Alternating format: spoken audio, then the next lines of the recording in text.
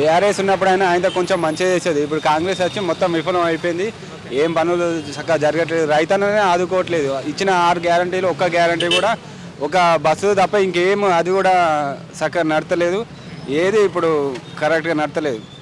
చేస్తున్నామని చెప్తున్నారు కదా. అన్ని మాటలకే శాతలు ఏం లేదు.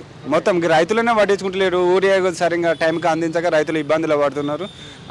రైతులను పట్టించుకున్నాడు ఇంకా రాష్ట్రం నేను అది చేస్తాడన్నా. అంటే 6 గ్యారెంటీల విషయం కానివ్వండి, లేకుంటే రైతుల విషయంలో కూడా అంటే పంటలపైన 6,000 కానివ్వండి, రైతు రుణమాఫీ 2 లక్షలు కానీ చేసినా చెప్తున్నారు కదా. అన్ని మాటలకే చెప్తున్నాడు అన్న. గ్రామాలలోకి వెళ్ళి పోయి ఇప్పుడు ఎలక్షన్ జరుగుతాయి కదా రేపు. ఎలక్షన్ భయంతోనే ఇప్పుడు లోకల్ బాడీ ఎలక్షన్స్ పెడతలేడు. బట్ లేకుంటే గిన్ని రోజులు అవుతుంది కదా లోకల్ బాడీ ఎలక్షన్. 2 సంవత్సరాలు దాటిపోయింది. ఇంకెప్పుడు పెడతారు లోకల్ బాడీ ఎలక్షన్స్? మొత్తం గ్రామాలు మొత్తం చెత్త కుప్పలతో బేరుకపోతున్నాయి. గ్రామాలలో ఏం పని జరుగుతలేదు. ఇప్పుడు కేంద్రం ఇచ్చే డబ్బులు కూడా ఎలక్షన్ జరిగితే ఆ కేంద్రం నుంచి వచ్చే డబ్బులు కూడా ఆగిపోయినాయి కదా.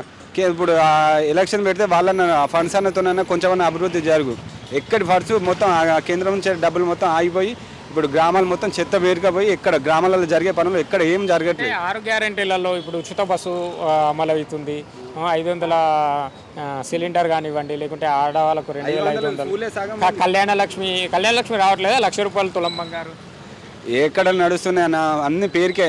సగం మందికి మా విలేజ్లో అంతేందుకు మాకే రావట్లేదు. 500 గ్యాస్ సిలిండర్ పైన సగం మందికి రావట్లేదు. రేషన్ కార్డులు ఇస్తారు అని చెప్పేసి ఉచిత కరెంట్ ఒకటి, అది కూడా సగం మందికి రావట్లేదు. సగం మందికి సగం మందికి లేదు. రుణమాఫీ ఇప్పుడు రైతులు బుద్ధి చెప్తారు. సర్పంచ్ ఎలక్షన్ పెట్టమన్న భయంతోనే సర్పంచ్ ఎలక్షన్ పెడతలేడు కదా. ఏదెక్కడన్నా ఎవరికి అత్తలేదు.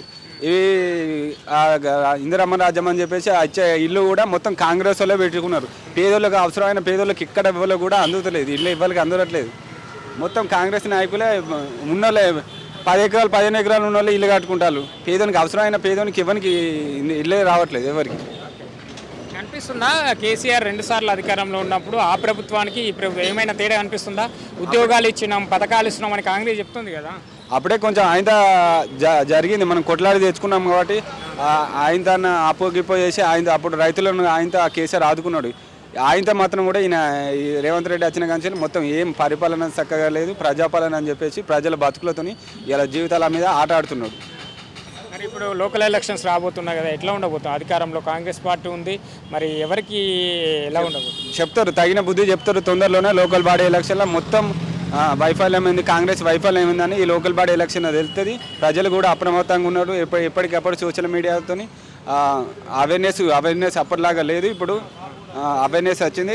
ప్రజలు తొందరలోనే బుద్ధి చెప్తారు కాంగ్రెస్కి.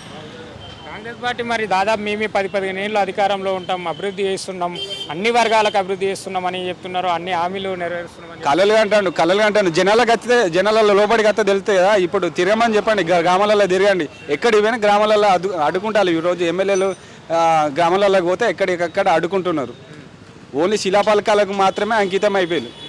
శిలాపలకాలు ఓపెన్ చేసుడు పోడు. అది సంవత్సరాలు గడిచినా కూడా ఎక్కడ పనులు ఏం జరగట్లేదు.